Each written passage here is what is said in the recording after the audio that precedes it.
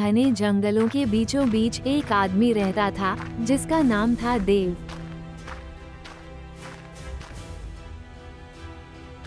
कोई नहीं जानता था कि वो कहां से आया था। कुछ कहते थे कि वो एक साधु है, कुछ कहते थे कि वो कभी शहर का अमीर आदमी था जिसने सब कुछ छोड़ दिया। गांव वाले उसे प्यार से वन्या बाबा कहते थे।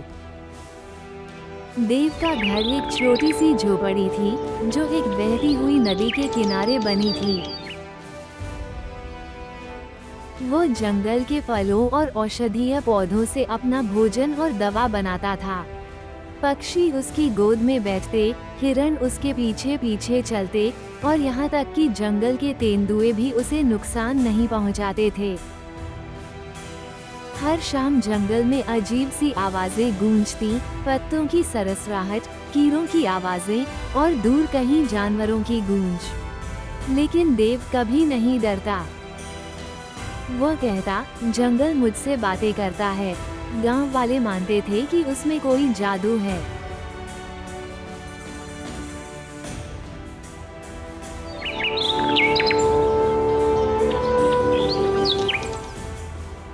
एक गर्मी की ऋतु में जंगल सूखने लगा, नदी का पानी कम हो गया, पेड़ समय से पहले पत्ते गिराने लगे और जानवर कहीं चले गए।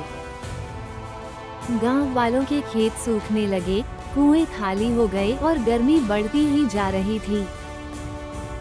सब लोग देव के पास मदद मांगने गए। गांव में पीने के पानी और के सिंचाई लिए पानी की भारी कमी है, जिससे फसलें खराब हो रही है और गर्मी भी बहुत पड़ रही है। जंगल जीवित है, वह बीमार हो गया है क्योंकि हमने उसे चोट पहुंचाई है। पेड़ काटे, गंदगी फैलाई और उसकी पुकार नहीं सुनी। अगर जंगल मरेगा तो हम भी नहीं बचेंगे। शुरू में लोग नहीं समझे, पर जब देव ने उन्हें सूखी जड़ें, जहरीला पानी और खाली पगडंडियां दिखाईं, तो सबकी आंखें खुल गईं। भाइयों, हमें देव की बात माननी चाहिए। हमें जंगल को बचाना होगा, नहीं तो हमारा जीवन भी बहुत कठिन हो जाएगा। हम सब गांव वालों को मिलकर जंगल फिर से स्वस्थ करना होगा।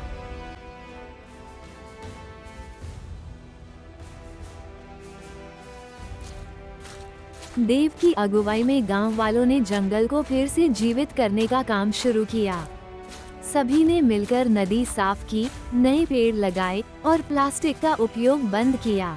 बच्चों ने बीज इकट्ठे किए, महिलाओं ने सफाई की और पुरुषों ने बारिश के पानी के लिए बांध बनाए।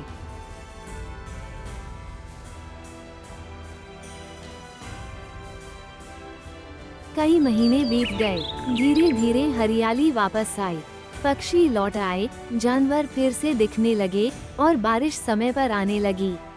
जंगल ठीक हो रहा था और लोग भी। वन्य बाबा की वजह से सब ठीक होते जा रहा है। जंगल फिर से हरा भरा हो रहा है, पंछी भी वापस आ रहे हैं, गांव में फिर से खुशहाली लौट के आ रही है।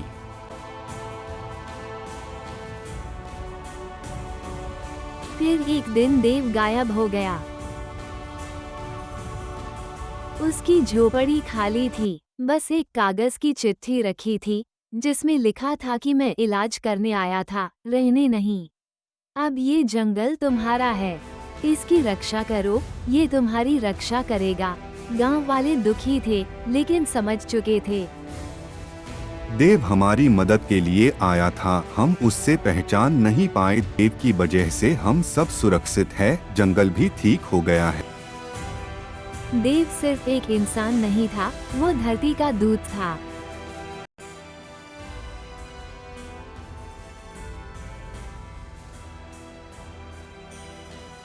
आज भी गांव के लोग जंगल के बीच बनी एक छोटी सी समाधि पर फूल चढ़ाते हैं। बच्चे उस आदमी की कहानी सुनते हैं जो पेड़ों से बातें करता था। और जब भी हवा पत्तों से टकराकर सरसराती है, लोग कहते हैं वो वन्या बाबा बोल रहे हैं।